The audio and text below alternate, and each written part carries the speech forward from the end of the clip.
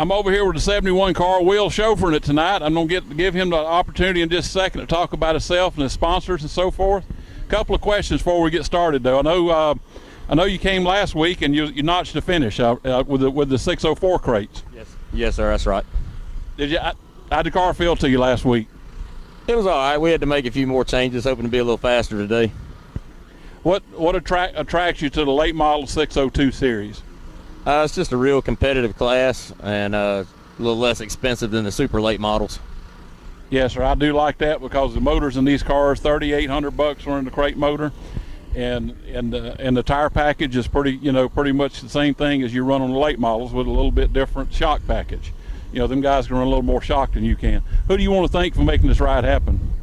I want to thank the car owner, Josh Goodwin, and Charlie Phillips, who's our crew chief, and Joe Thornton and Josh Danley for helping us out every weekend in the pits. I talked to you last week. I think we had a cold beer in our hand talking after the races late. A little bit about racing. How your past and your history in racing? I started out in a street stock in 2006 and then stepped up to the open wheel modifieds for 2007 and 2008. And that's actually how I met the car owner, Josh.